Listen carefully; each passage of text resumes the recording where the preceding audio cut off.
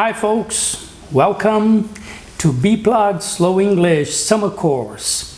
Our class today is about the past simple. Well, as I told you before, once we learn the past, we practically double the amount of structures, the number of structures that we can deal with. Trocando em miúdos. Bem-vindos! Hoje nossa aula será sobre o passado simples e, como eu já falei anteriormente, quando a gente aprende o passado, é como se a gente pegasse todas as estruturas que a gente aprendeu no presente e dobrasse isso, quer dizer, a gente expande sobremaneira o alcance da nossa comunicação, não é? Então é a história do pangaré, estou sentadinho lá, falo de mim, falo das ações que estão acontecendo aqui ao meu redor, da existência das coisas, começo a pensar no futuro lá longe, penso na imaginação, would, e aí de repente eu olho para trás e tudo isso que estava aqui na frente ampliou lá para trás, quer dizer, eu criei uma circunferência imensa e ampliou enormemente a minha possibilidade de falar. Então, o que a gente precisa nesse momento? A gente precisa aprender verbo, decorar verbo, ter verbo como segunda pele, primeira pele, não titubear. E qual que é o grande desafio aqui? O desafio aqui é memorizar os verbos irregulares. Porque os regulares a gente bota um ED lá, não é não? Se eu tenho play, played, played. Também é o particípio. Se eu tenho care, eu falo cared, cared. Se eu tenho intend, eu falo intended, intended. O problema são os verbos irregulares. Então, a melhor coisa que eu faço é humildemente me sentar, parar de sofrer com bobagem e decorar. Muito bem. Então, o nosso alcance agora vai para outro lugar. Ele aumenta enormemente. Isso posto, a gente tem que falar sobre o quê? Sobre a questão da narrativa, não é? A gente vive contando história. A gente vive falando sobre o passado, sobre ontem, sobre hoje de manhã, sobre o que aconteceu no Natal, no ano passado, nas minhas últimas férias. Quer dizer, viver sem dominar a ferramenta do passado é muito frustrante, não é? Porque eu quero falar o tanto que aconteceu há 2 minutos atrás comigo na estação de trem, que eu perdi o trem, que eu esqueci meu passaporte, não sei, como eu quero te contar a história do que aconteceu no meu Natal, ou no ano passado, ou há 10 anos atrás, ou na minha infância. Então, dominar a ferramenta do passado é absolutamente fundamental. Beleza.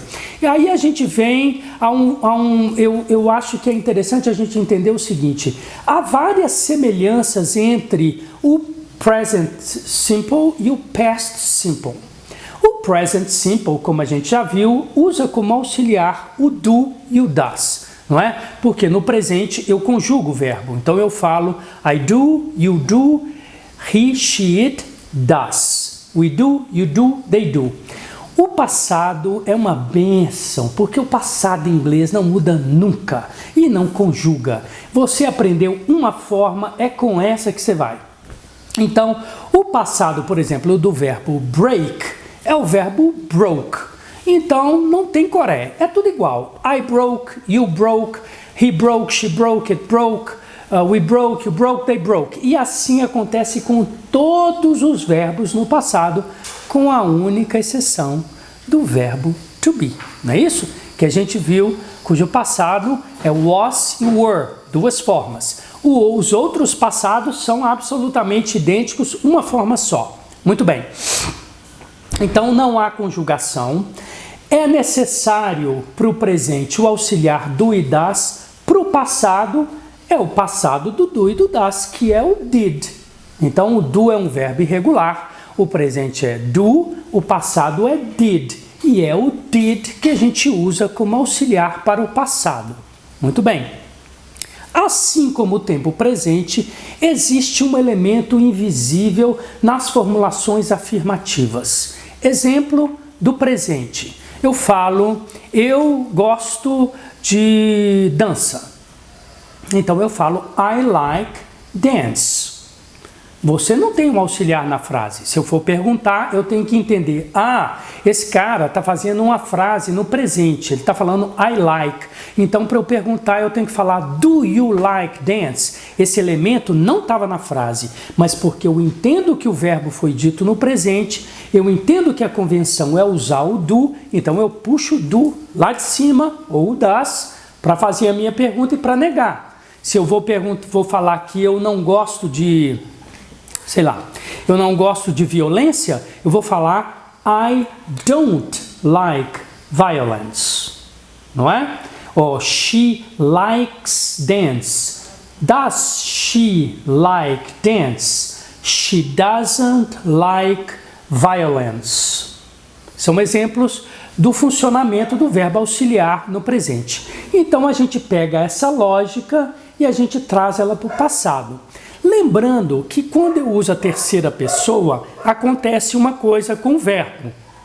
Então, por exemplo, se eu tenho she likes dance, e eu vou perguntar, isso vai virar does she like dance? O S some da terceira pessoa e passa para o auxiliar, não é? Na negativa, a mesma coisa.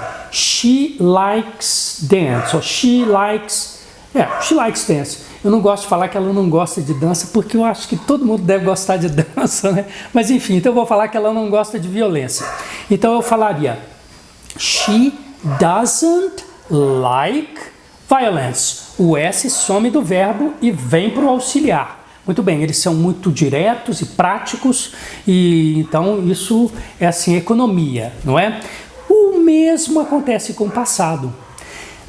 Na formulação afirmativa, eu vejo o verbo no passado. Por exemplo, eu vou citar alguns exemplos. Eu comprei aquela caneta.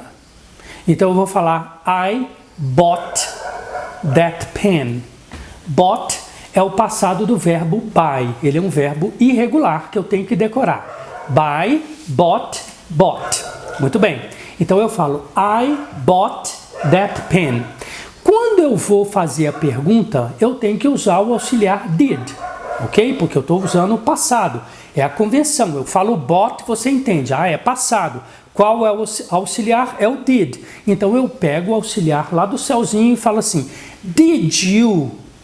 Como eu já te informei que é passado, que está no did, o did veicula essa informação, é passado, o verbo volta para afirmar para o presente, para a forma original dele. Então, se o verbo é buy no presente e bought no passado, se a formulação afirmativa é I bought that pen, a pergunta é did you buy that pen?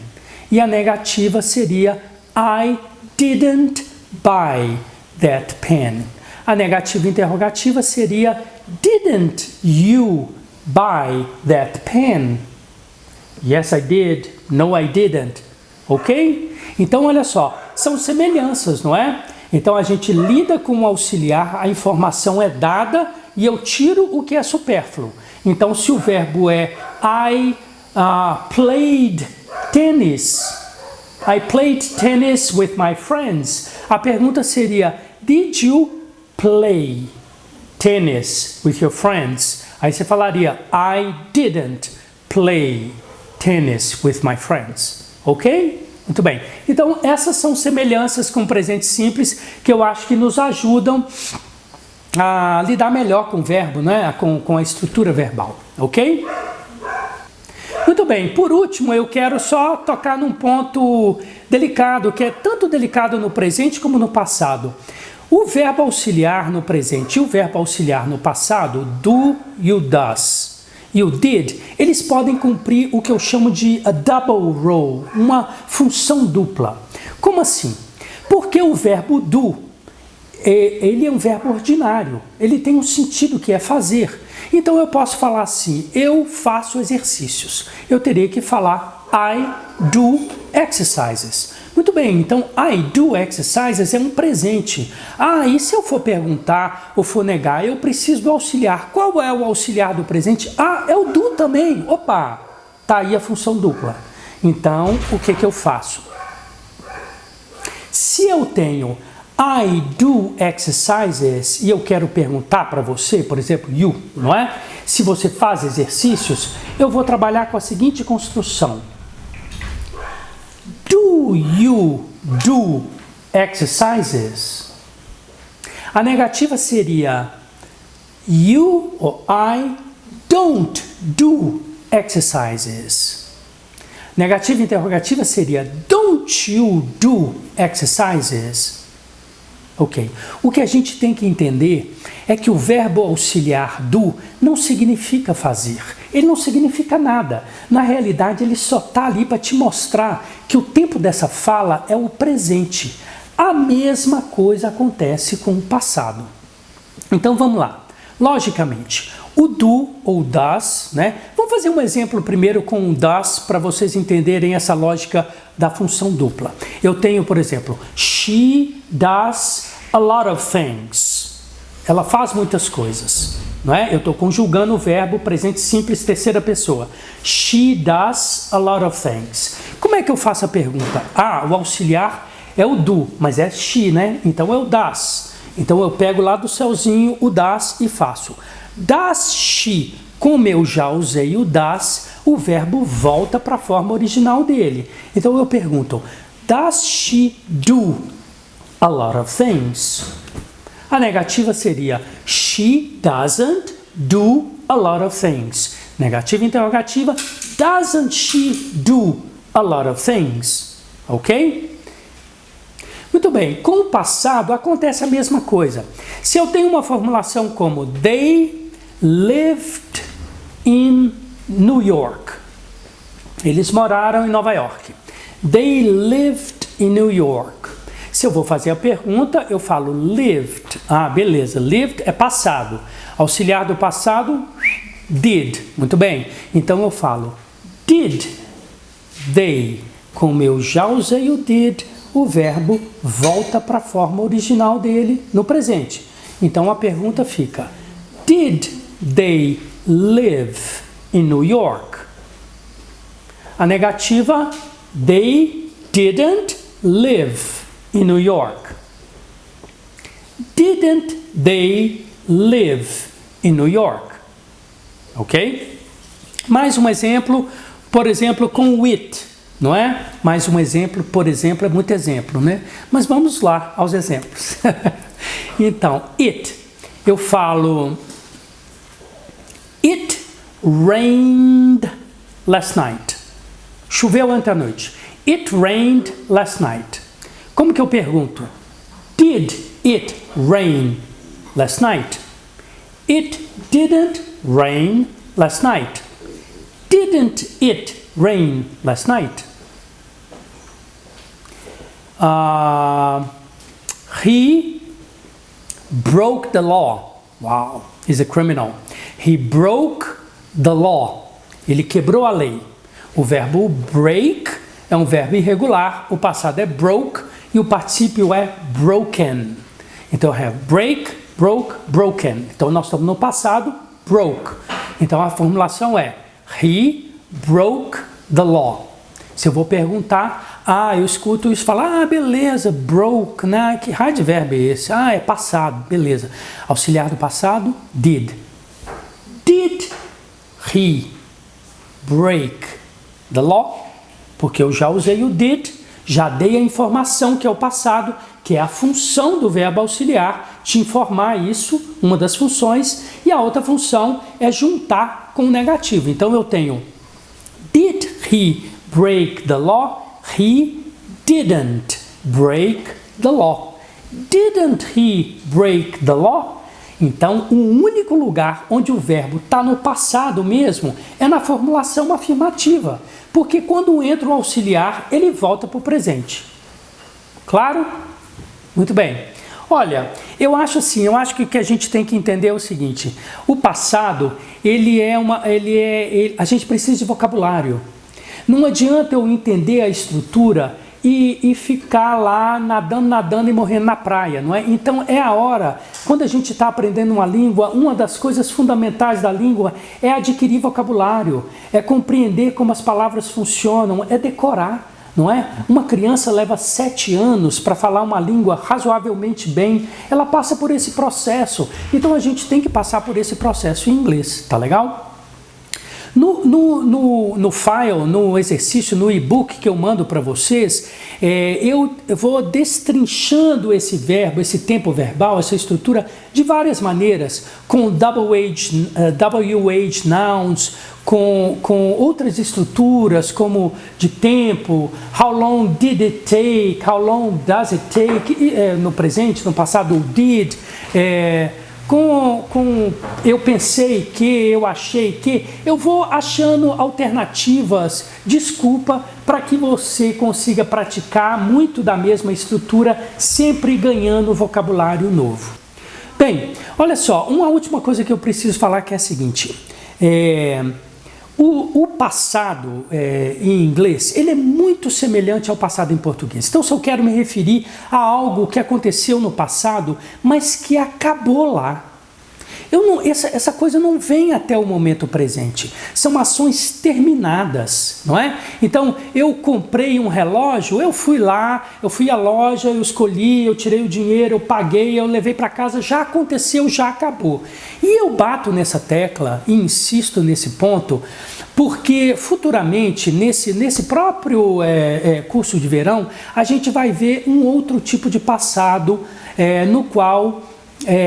que difere um pouquinho dessa noção, ou seja, de ações que começaram no passado, mas não terminaram lá.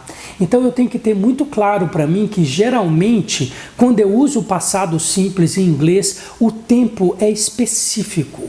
Foi ontem, foi domingo de manhã, foi há 10 anos atrás, foi há 1000 anos atrás, foi há 2 minutos atrás, mas essa ação já acabou. Então, geralmente, quando eu uso o passado simples, o tempo está dado, especificado. Eu vi João, foi ontem, foi domingo, eu comprei essa panela 3 semanas atrás, eu conversei com meu irmão no domingo de manhã e por aí vai. Tá legal? A gente vai bater essa bolinha entre o passado que já acabou e um passado que ainda não acabou quando a gente for estudar o presente perfeito.